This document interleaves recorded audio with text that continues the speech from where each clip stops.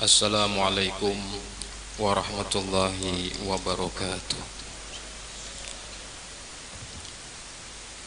Bismillah walhamdulillah, wassalatu wassalamu ala rasulillah Sayyidina wa maulana Muhammad ibn Abdullah wa ala alihi wa sahbihi wa man wala. Qulu subhanaka la ilma lana illa ma 'allamtana innaka antal alimul hakim wa la haula wa la quwwata illa billahil aliyyil azim. Rabbi shrah li sadri wa yassir li amri wahlul 'uqdatam min lisani yafqahu qawli wa saddid lisani wahdi qalbi bihaqqi sayyidina Muhammad.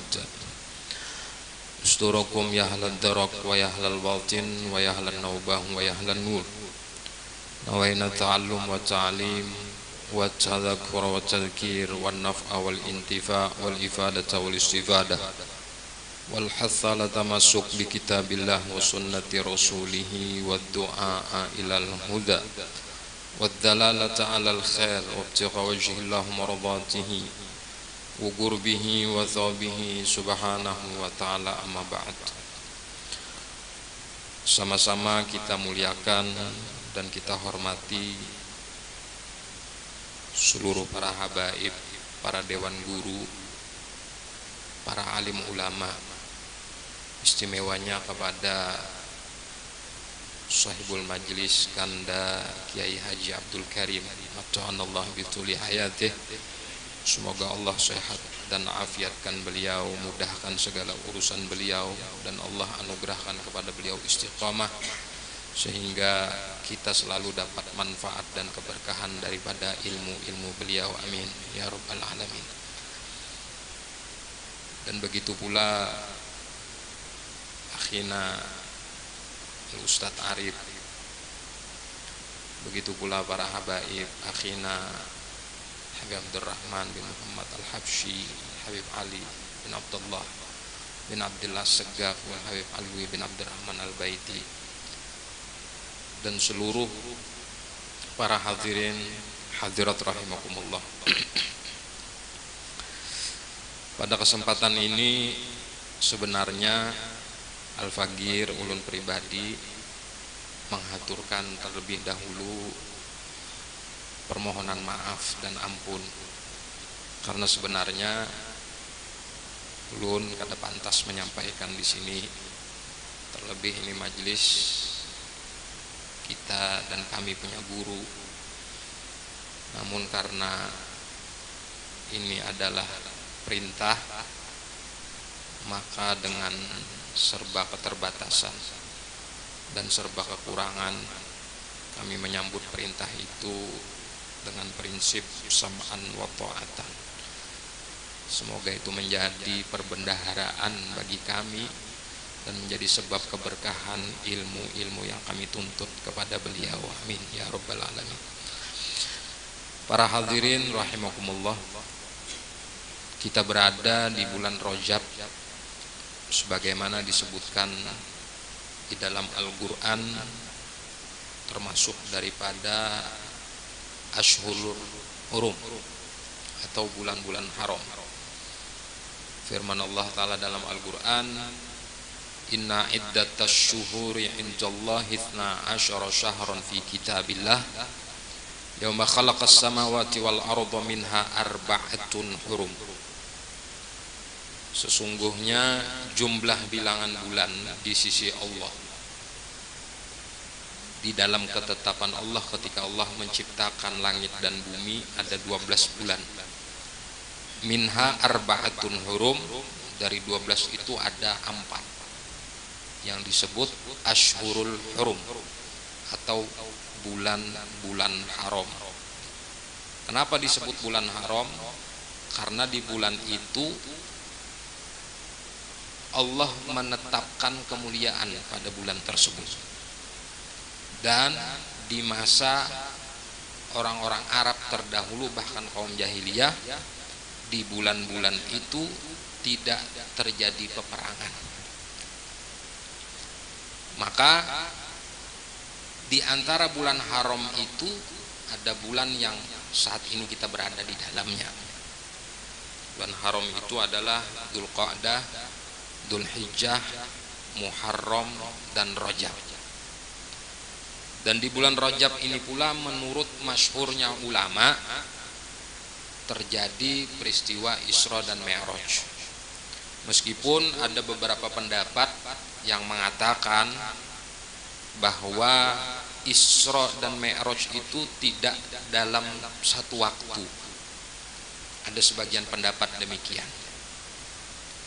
Tapi kita mengambil yang masyhurnya dan sudah menjadi adat istiadat kita, dan ini tidak menjadi pertentangan di kalangan ulama maupun di kalangan pembesar disiplin ilmu, yaitu di bulan Rajab.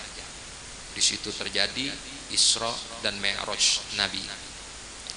Dan perlu kita garis bawahi, Isra dan Mi'raj ini merupakan lambang rukun Islam kita yang kedua. Dan peristiwa Isra Mi'raj ini merupakan penentu keimanan seseorang.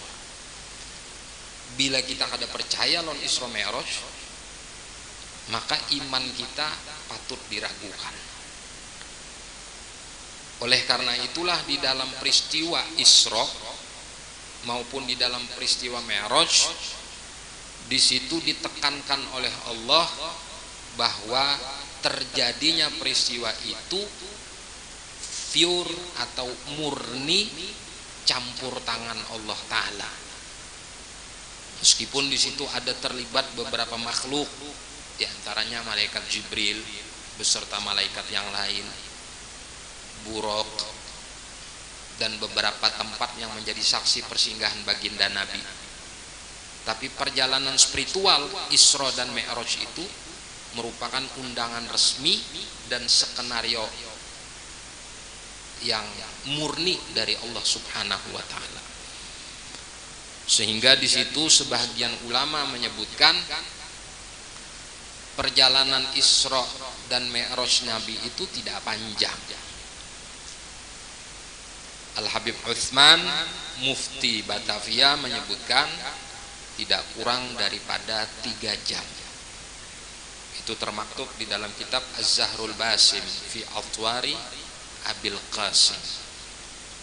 Sebagian ulama lagi menyebutkan qabla ayyabrudal farosh, sebelum tempat duduk atau tempat berbaringnya Nabi ini menjadi dingin, itu Rasulullah sudah berada dan kembali ke tempat yang semula. Nah, perjalanan spiritual Isra dan Mi'raj ini pembelajaran besar bagi umat kalau mau dikaji. Cuman kan kita biasanya mengadakan Isra Mi'raj itu kebanyakan juga karena sesuatu yang memang untuk bukan pengkajian, bawaan suasana, keadaan maupun lingkungan. Oh, kampung sini madakan, ada nyaman kita kada madakan. Padahal sebenarnya madakan kada madakan, Allah.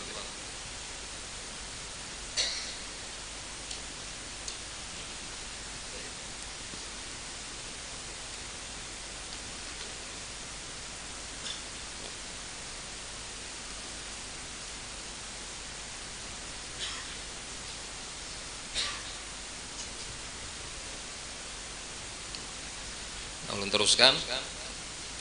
Padahal mengadakan atau tidak mengadakan perayaan maupun peringatan Isra Mi'raj ini sebenarnya sudah menjadi barang tentu dan barang kewajiban bagi kita untuk kita pelajari dan kita kaji. Karena berapa banyak orang yang tidak mengenal secara spesifik mendalam tentang perjalanan spiritual Isra Mi'raj. Dan hadiah daripada Isra Mi'raj itu sebagaimana kita ketahui adalah sholat 5 waktu. Yang mana sholat 5 waktu itu penentu sekali lagi bagi keimanan kita. Bahkan dalam beberapa riwayat hadis disebutkan pamulaan nang dihisab daripada amal itu adalah tentang kaitannya kepada sholat. yang mana sholat itu erat kaitannya dengan peristiwa Isra dan Mi'raj. Secara tidak langsung apabila kita tidak mengkaji tentang perjalanan spiritual Isra Mi'raj, maka secara otomatis sholat kita pun tidak akan bisa sempurna, karena kaitan sholat tidak akan lepas dengan ikatan perjalanan spiritual Nabi di dalam Isra dan Mi'raj beliau sallallahu alaihi wasallam. Dan perlu kita ketahui pula, Rasulullah ini diundang, bukan Rasulullah nang kehendakan. Rasulullah ini diundang dan undangannya resmi. Makanya disebutkan di dalam kitab Simtud Duror karangan Al-Imamil Qutub Ali bin Muhammad bin Husain Al-Habsyi, beliau menyebutkan, wa minasyarafil ladzi ikhtassallahu bihi asyrafa rasul mi'rajuhu ila hadratillahil barril wasul wa dhuhuru ayatillahi al-bahirati fi dalikal mi'raj wa tasharrufus samawati wa man fawqahunna bi isyraqi nuri dalikas siraj. Di antara kemuliaan yang Allah takhsis, Allah khususkan kepada baginda Nabi adalah diperjalankannya beliau, di-mi'rajkannya beliau. Sehingga bukti di-mi'rajkannya beliau itu merupakan kemuliaan. Wa tasyarrufus samawati wa man fawqahunna bi isyraqi nuri dalikas siraj. 7 petala langit ini menjadi mulia dengan dilintasi oleh Rasulullah. Kita bisa bayangkan manusia mana yang ingin melintas itu, tempat lintasan itu menjadi mulia. Jarang, bahkan mungkin tidak ada. Sedikit kita keluar daripada pembahasan ini. Ada pepatah menyebutkan, atau bahasanya tuh ahli hikmah mengatakan, manusia selain Rasulullah apabila diceritakan tentang riwayat hidupnya, maka yang bertambah mulia dan bertambah terkenal, bertambah terhormat itu orang yang diceritakan. Contohnya para wali, orang soleh, orang alim. Bila kada dikisahkan manakibnya, orang kada tahu. Dan bila dikisahkan manakibnya, yang bertambah mulia itu sahibul manak, hajat kepada kemuliaan Rasulullah. Seandainya perayaan Isra Mi'raj ini tidak ada, diganti dengan perayaan lain, sedikit pun tidak mengurangkan kemuliaan dan kehormatan beliau. Walau bagaimanapun, sebesar apapun kehebatan manusia ingin membesarkan sosok apapun itu selain Rasulullah, tidak akan mampu sejajar dengan Rasulullah, apalagi melebihi daripada soft barisan Rasulullah. Oleh karena itulah 7 petala langit itu menjadi mulia karena dilintasi dan dilewati oleh Rasulullah. Jadi kalau kita tidak mengenal Nabi dan kita kadang mengkaji tentang sosok Nabi, bahasanya kita kadang ma'rifat lo Nabi, kita kadang mungkin kau menghadirkan cinta lo Nabi. Kita mungkin akan lebih cinta kepada orang sosok selain Nabi. Lihat, ketika kita mencintai seseorang melebihi Nabi, itu karena kita kenal kepada seseorang itu melebihi kenalnya kita kepada Nabi. Masalahnya di situ. Berapa banyak umat tuh hanya sekadar tahu, tapi kita mengenal. Kalau orang mengenal tuh inya kenal. Ketika inya ditanya bagaimana sosok Rasulullah, inya mampu menceritakan dengan ekspresi kalimatnya sendiri tanpa harus merujuk kepada kita. Kenapa? Karena sudah kenal. Kita misalnya kenal seseorang, katakan kenal pada Habib. Tanpa mendengar dari orang, karena kita kenal, kita bisa menceritakan dengan sendiri. oh beliau begini, tabiatnya begini, sifatnya begini, kepribadiannya begini, perilakunya begini, akhlaknya begini, kesehariannya begini. Ujar orang kayak ini, itu ujar orang, ujar aku nama hadapi. Itu namanya orang kenal. Nah saat ini kekurangan kita, keteledoran kita sudah mulai tipis pengenalan kita kepada Nabi.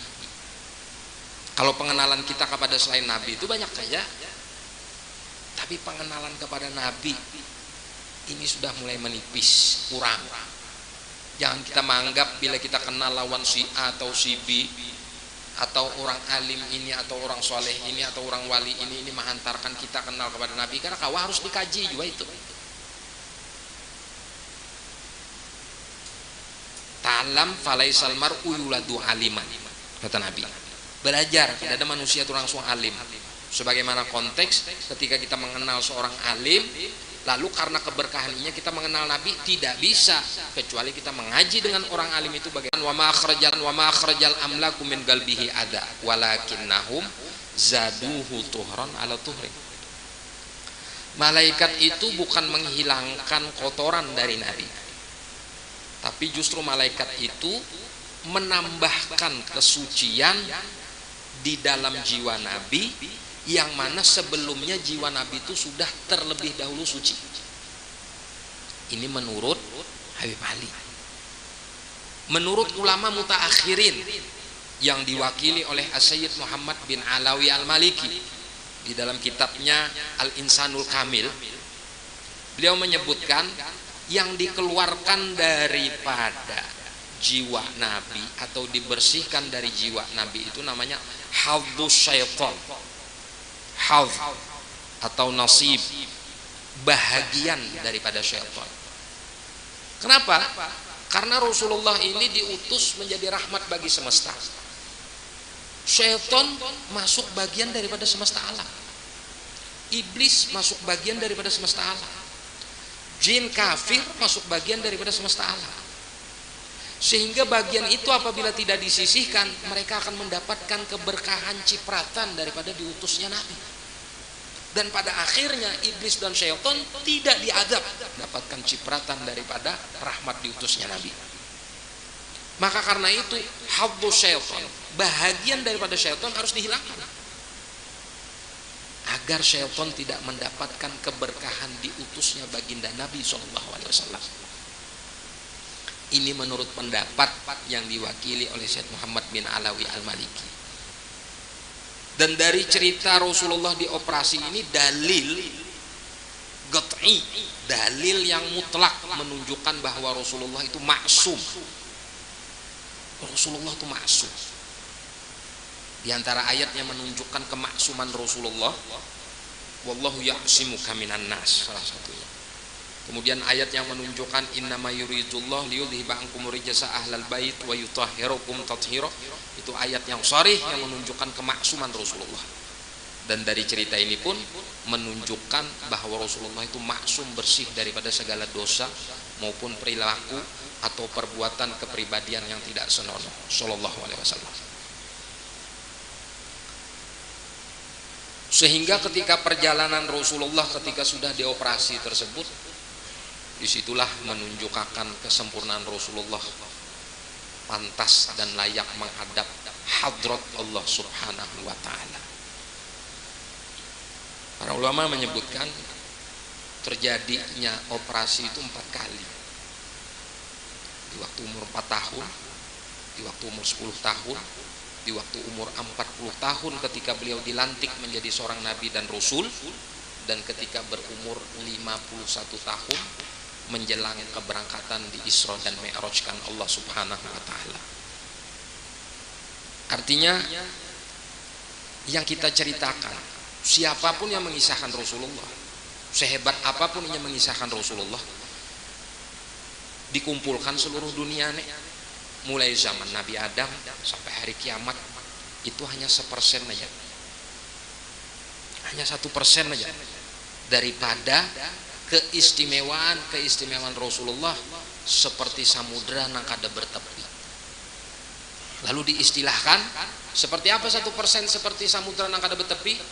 Seperti kita mencelupkan jarum di tengah lautan yang luas yang kada betepi tadi, lalu menetes dari jarum itu tetesan air daripada samudra. Itulah makrifat kita kepada Nabi SAW, dikumpulkan seluruh daripada zaman Nabi Adam sampai nanti hari kiamat. Artinya alangkah beruntungnya kalau kita dianugerahkan oleh Allah bisa mengenal Nabi.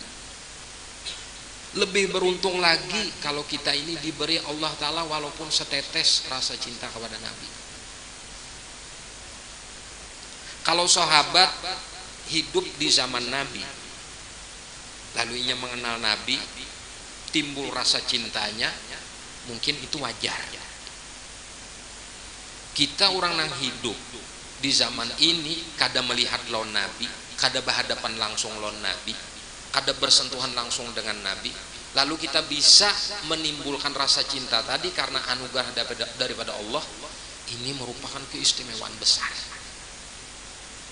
Dan orang yang seperti ini yang dirindukan oleh Nabi. Ini mustagun ila ikhwani, kata Rasulullah. Aku rindu kepada saudaraku. Jadi kata sahabat, gaulu alasna ikhwanak ya Rasulullah. Bukankah kami ini saudara engkau wahai Rasulullah? Lalu jawab Nabi, bukan. Kalian adalah ashabi, sahabat-sahabat. Ikhwani, saudara-saudaraku adalah orang yang datang sesudah sepeninggalku, mereka beriman kepadaku. Itulah ikhwani. Mereka tidak melihat kepadaku, mereka tidak berhadapan denganku, mereka tidak bersentuhan denganku, tapi mereka mampu menimbulkan keimanan dan kecintaan kepadaku. Itulah ikhwanu Rasulullah SAW. Para hadirin hadirat rahimakumullah, iblis itu musuh yang paling dia benci, perlu kita ketahui. Itu Rasulullah beserta zuriatnya, para sahabatnya dan pengikutnya. Yang paling utama adalah Rasulullah adalah makhluk yang paling dibenci oleh iblis. Itu hasil pengakuan iblis sendiri di hadapan Rasulullah. Karena itulah iblis tidak akan pernah senang apabila ada kajian-kajian yang menerangkan tentang Rasulullah.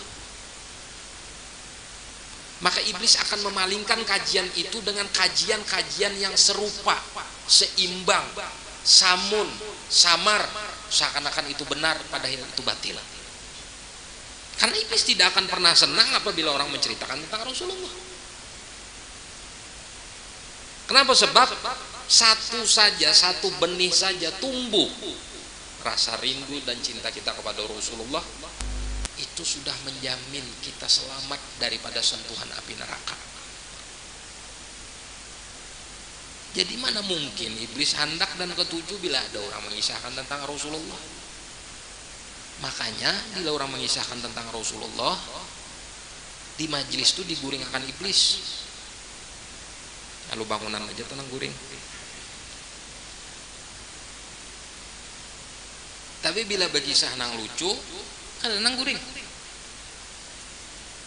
Tapi bila berkisah idola yang di luar daripada Rasulullah, ada nang guring. Tapi bila sudah berkisah Rasulullah, rasa dinyanyiakan, rasa dikipasi. Kenapa? Ujar iblis, minimal kalaupun inya dapat berkah majlis, silahkan, tapi inya kada dapat kisah Nabi. Dengan inya kada dapat kisah Nabi itu, inya kada kau menumbuhkan sebab benih-benih cinta di dalam jiwanya. Kenapa kita anak cinta? Mau kita kada kenal. Nina, kan pakai handphone ini harap. Aku kenal iPhone. Jarur. Jarur bagus, Oppo ini bagus. Baik barangnya, kuat bandar. Aku kada pernah mencoba dan aku kada pernah kenal. Baik aku memakai nah aku kenal aja. Itu realistis di lapangan kayak itu. Jadi kenapa kita nak menimbulkan cinta Rasulullah? Namun kita kada kenal, namun kita kada mengaji, namun kita kada mempelajari bagaimana sosok Rasulullah, perjalanan Rasulullah.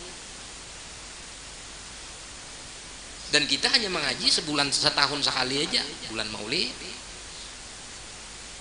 Itu gin bilanya nang menyampaikan tausiahnya bujur-bujur mengisahkan Rasulullah, alhamdulillah. Amun campur aduk sana sini, kayak itu juga bila Isra Mi'raj, ini aja yang kisahkan itu pun kalau inya memang mengisahkan Isra Mi'raj, bila inya kada mengisahkan itu, umat kada tahu kisahnya. Kenapa kita perlu kenal lawan Rasulullah? Karena bila kita kada kenal di dunia ini, dikhawatirkan kita kada kenal juga kena di mahsyar. Itu konsekuensi. Imam Ghazali memadahkan di dalam kitab Khulasatul Tasonif, ukuran orang di akhirat tuh hebat kayak apanya di dunia ini. Ukuran orang tuh cepat kena berjalan di atas jembatan Sirat, itu secepat apa inya menyambut seruan Allah. Seitu pang cepatnya inya kena berjalan di atas jembatan Sirat. Kayak itu juga kita di akhirat. Secepat apa kita mendapati Rasulullah, secepat apa kita berada nanti di bawah panji Rasulullah, secepat itu juga kita di dunia ini mengenal Rasulullah dan memperjuangkan syariat-syariat Rasulullah. Namun kita kada kenal lawan Rasulullah, kayak apa kena di akhirat? Rasulullah pasti kenal aja bujur, tapi di akhirat itu yang menentukan kenal atau tidak kenal itu adalah kita di dunia ini kayak apa lawan sini. Bila kita acuh tak acuh aja lawan Rasulullah, kada tapi hakon menimbulkan rasa cemburu kasan Rasulullah, rasa mahabbah lawan Rasulullah, kita akan sulit mendapat lawan Rasulullah kena di akhirat. Di akhirat itu, di padang mahsyar itu kada ada manusia yang hebat. Di dunia ini aja yang hebat. Di dunia ini aja manusia itu hebat. Di padang mahsyar itu kada ada yang hebat. Seluruh nabi kada ada yang hebat. Nabi Adam supan, Nabi Nuh supan, Nabi Ibrahim supan, Nabi Musa supan, Nabi Isa supan, seluruh nabi-nabi yang lain supan. Seluruh para nabi menyebutkan inna nakhafu mir rabbina yauman abusan qamtarira. Pada hari itu kami takut melihat Allah Ta'ala merengut, yang sanggup meredamkan rengutan Allah Ta'ala, murka Allah itu cuma Rasulullah. Makanya silin simpan doa ketika orang Taif menganiaya beliau simpan doa itu untuk di akhirat kena. Artinya terlalu bungul kita ini mau kedepinan dulu Nabi itu. Karena orang yang paling berjasa lawan kita baik di dunia ini lebih-lebih di akhirat beliau. Jadi mun kita sawat menomor duakan, menelantarkan, kada tapi meherani Rasulullah sekedar-kedarnya aja, kada rugi bagi Rasulullah, nang rugi kita. Karena selezat-lezat kena di akhirat itu berkumpulan Rasulullah, itu paling lezat sudah. Kita bisa bayangkan di dalam Sahih Bukhari itu diceritakan berapa ribu tahun seluruh makhluk ini di padang mahsyar itu berdiam. Bayangkan miliaran, triliunan manusia, kada tahu lagi berapa jumlahnya, tumpang tindih menunggu syafaat, menunggu kepastian daripada Allah Subhanahu wa taala. Kayak apa nasibnya? Sampai disebutkan orang kafir pun mengatakan kepada Allah, ya Allah segerakan keluarkan kami dari padang mahsyar ini, meskipun sesudah ini kami ditakdirkan masuk ke dalam neraka. Itu orang kafir. Padahal neraka lebih dahsyat lagi daripada padang mahsyar. Berapa ribu tahun kita dari sekian triliunan manusia itu mencari Rasulullah. Sama kayak mencari jarum di padang Bani. Keliling sana tatamu lo Nabi Adam. Ya apa orang nang ribuan tahun bercari tatamu lo Nabi Adam. Alhamdulillah kayak berpusut dada, sujud-sujud peribahasanya minta syafaat lo Nabi Adam, dia Nabi Adam kada kawa. Bayangkan kayak itu. Sampai sekian lama hanya kita tetamu Rasulullah. Ini kisah ini singkat aja, berapa detik aja kalau kisahnya. Kalau faktanya kan kayak ini. Nah itulah disebutkan dalam hadis Nabi, sab'atun yudhilluhumullah yauma la dhilla illa dhilluh. 7 orang yang mendapat naungan karena di hari kiamat nang kada ada naungan kecuali naungan Allah. Naungan ini pang nang ulah kita kawat tenang karena di padang mahsyar kada nang hayabang sana sini. Wa tarahum sukara wa ma hum bisukara walakinna adzaballahi syadid. Pada hari itu engkau hai Muhammad melihat mereka seperti orang mabuk gila. Wa ma hum bisukara, mereka tidak gila atau tidak mabuk, walakinna adzaballahi syadid. Pada hari itu Allah sedang menurunkan azab yang pedih, yaitu di padang mahsyar.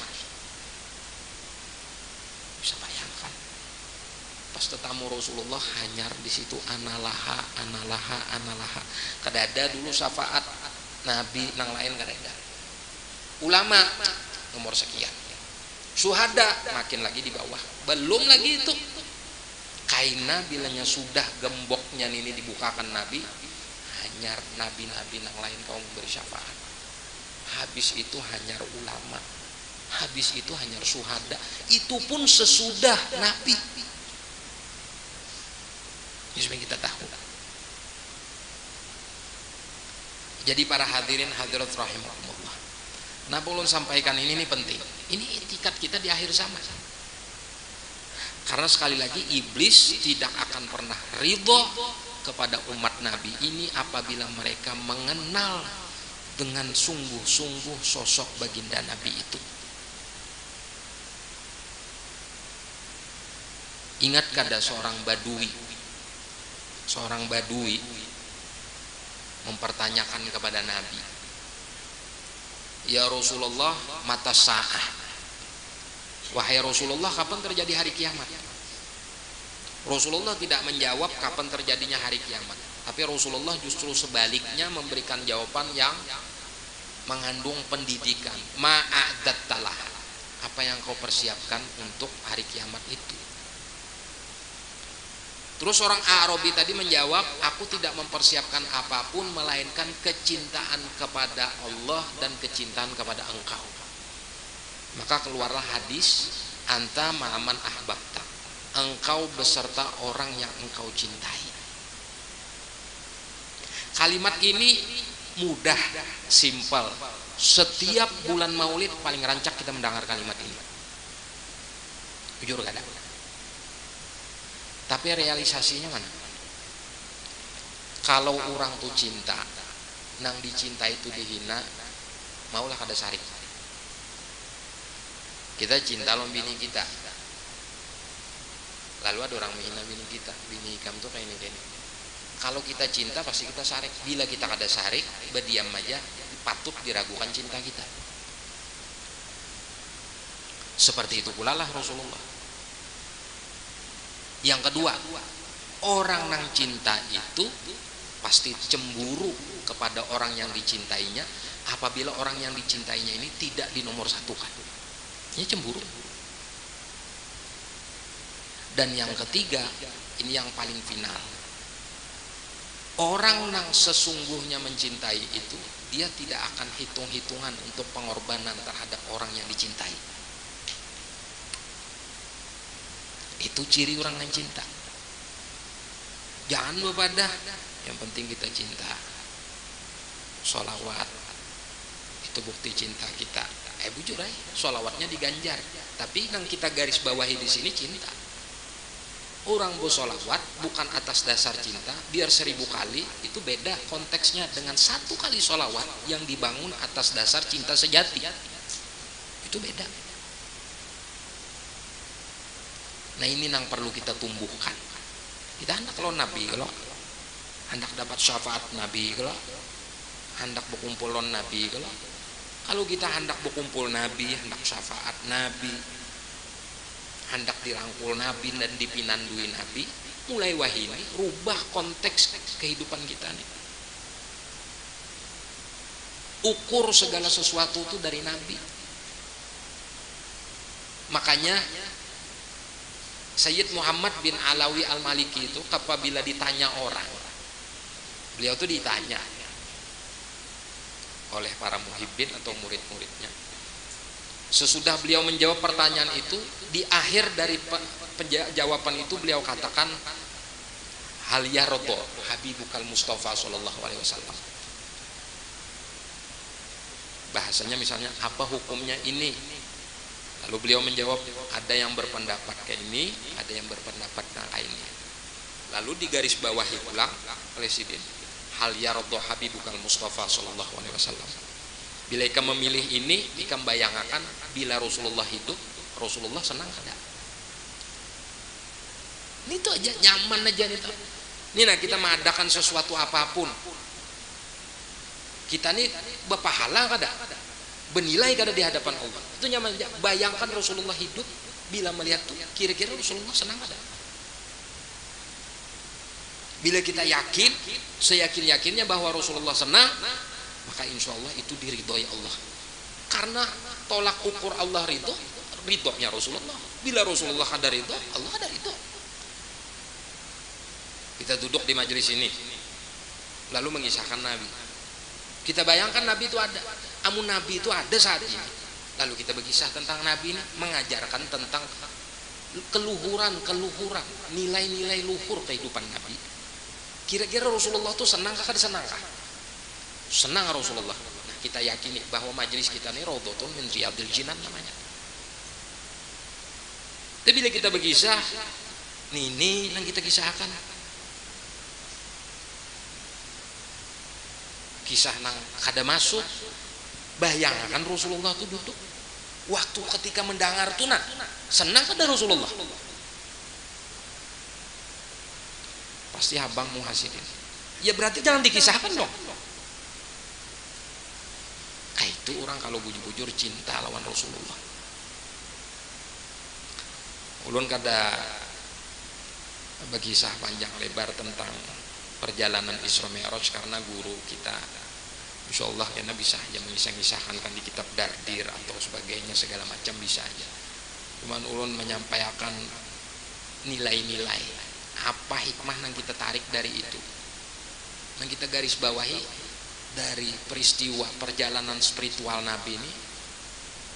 Kayak apa perjalanan itu bisa mengulah kita tuh bertambah cinta lawan sidin, bertambah sempurna kekaguman kita lawan sidin. Coba kita lihat, mana ada orang pernah waktu bermaulid itu sampai berpingsan-pingsan nang kayak orang melihat artis Korea? Pernah? Yang kita rahatan asrokol marhaban, gelepak 2-3 iku. Saking histerisnya keganangan Rasulullah. Katakan kudusa melihat secara langsung Rasulullah, histeris saja keganangan perjuangan sidin. Maka raung menangis dibanding artis Korea yang sampai kecang-kecang kayak orang kesurupan. Ada di perayaan maulid seperti itu? Ada. Ngali kita mencari. Nang ada rahatan orang asyrokol berokohan. Nang ada rahatan asyrokol kita berkisahan. Nang ada rahatan asyrokol kita tertawaan. Mau seakan-akan kita ini kada pernah peduli loh Nabi.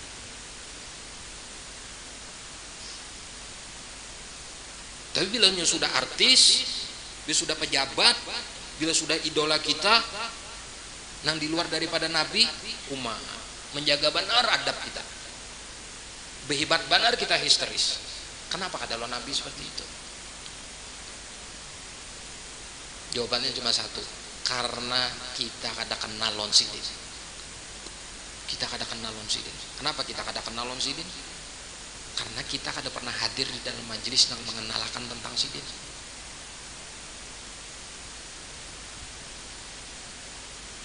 Kenapa kita kada hadir ke dalam majelis itu? Karena kita ketujuh hadir di dalam majelis yang tertawaan. Kita ketujuh hadir di dalam majelis yang mengisahkan tentang rami-ramian, berkah-berkahan.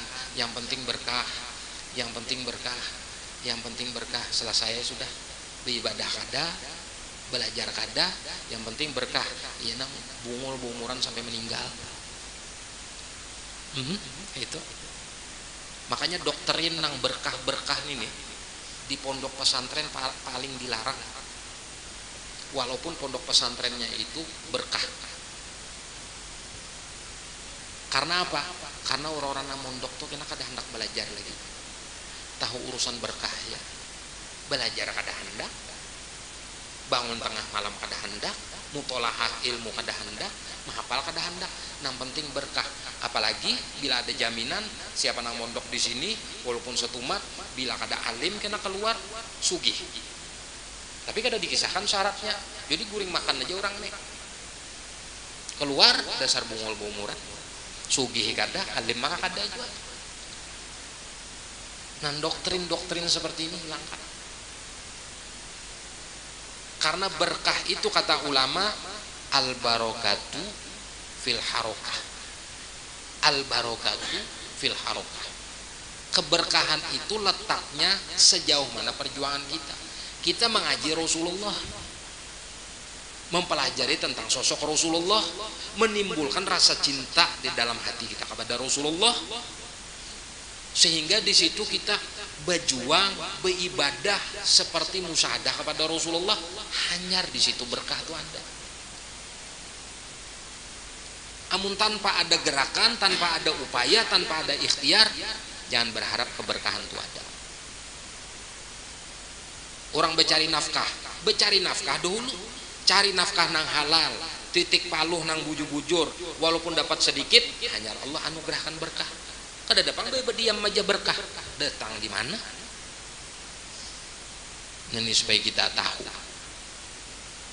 bahwa bagaimanapun dan seperti apapun kita harus berusaha semaksimal mungkin menumbuhkan kekaguman, menumbuhkan idola yang luar biasa serta kecintaan sempurna kita kepada baginda Nabi SAW. Karena kalau kada itu, kada ada jaminan kita meninggal husnul khotimah. Ada. Yang kawa menyelamatkan kita bila sakratul maut itu bukan wali, bukan orang alim, bukan orang soleh, bukan pula kuitan, Nabi yang kawa menyelamatkan. Silahkan baca dalam kitab Parukunan karangan Syekh Surgi Mufti Jamaluddin. Orang nang hadir kena bila hendak sakratul maut itu guru kita, long kuitan kita, jelmaan daripada setan. Artinya orang alim dan orang wali pun berpotensi dilapisi iblis ketika sakratul maut. Kuitan kita pun hasil jelmaan daripada iblis datang kepada kita waktu sakratul maut. Yang kawa menyelamatkan itu Rasulullah aja. Fa inna syaitan, ujar Rasulullah seorang yang memadahkan, fa inna syaitan la yatamatsalu bi. Syaitan kada kawa menyerupai aku. Syaitan kada kawa bapura-pura jadi aku. Syaitan kada kawa menjelma menjadi diriku. Jadi bila datang Rasulullah waktu sakaratul maut, pastikan itu adalah sahih Rasul sallallahu alaihi wasallam. Dan hanya itu nang menyelamatkan kita. Lamun hubungan kita, ikatan batin kita, jiwa kita kurang lawan Rasulullah, wallahu alam, apa Rasulullah masih berkenan hadir ketika kita sakratul maut? Harapan terakhir kita itu. Para hadirin hadirat rahimakumullah, ulun kira cukup yang bisa ulun sampaikan pada malam hari ini. Mudah-mudahan ini menjadi motivasi kita, menjadi pembakar semangat kita. Tidak keluar kita dari tempat ini, melainkan Allah rubahkan keadaan kita menjadi keadaan yang lebih baik dan lebih sempurna. Nah, sedikit rasa mahabbah, semoga Allah tambahkan terus mahabbah kepada baginda Nabi. Yang sudah sempurna, semoga Allah tambah sempurnakan lagi kecintaan kepada baginda Nabi SAW. Sehingga dari detik ini sampai akhir hayat kita kena, sedikit pun tidak terputus ikatan jiwa kita, ikatan batin kita, hubungan kita kepada baginda Nabi SAW, sehingga beliau SAW berkenan dan kita dianugerahkan oleh Allah untuk bisa memandang langsung wajah beliau, dan beliau langsung yang membimbing kita ketika kita sakratul maut dalam mengucap kalimat la ilaha illallah Muhammadur Rasulullah SAW. Amin ya rabbal alamin.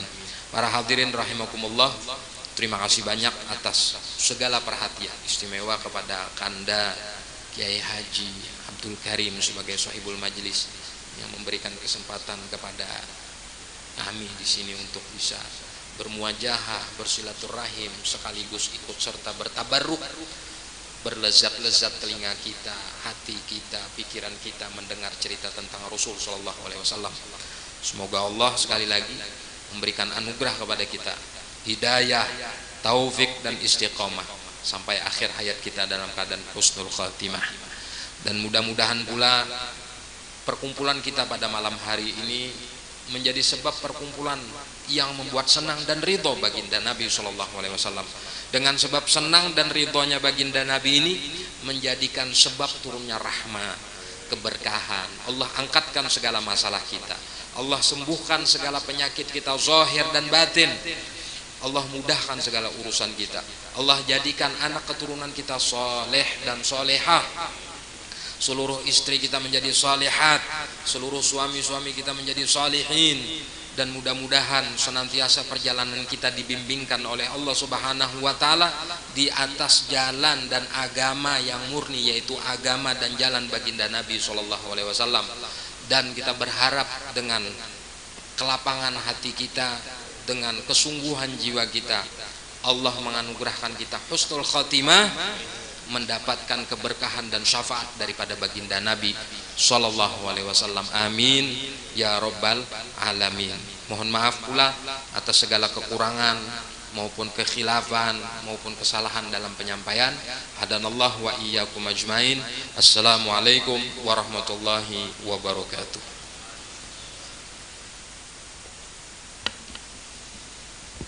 Terima kasih kepada Al-Habib yang telah memberikan tausiah yang sangat menyentuh hati bagi kita. Semoga kita dapat mengamalkan apa-apa yang beliau sampaikan kepada kita, dan semoga dosa-dosa kita diampuni oleh Allah Subhanahu wa Ta'ala, dan semoga kita selalu dapat hidayah, taufik dan inayah Allah untuk mengikuti perjalanan hidup baginda Rasulullah Sallallahu Alaihi Wasallam. Nah, salah hilaf mohon maaf. Assalamualaikum warahmatullahi wabarakatuh. Ya ayyuhar rajuna minhu syafa'atan sallu alaihi wa sallimu taslima. Allahumma salli wa sallim wa barik alaihi wa ala alihi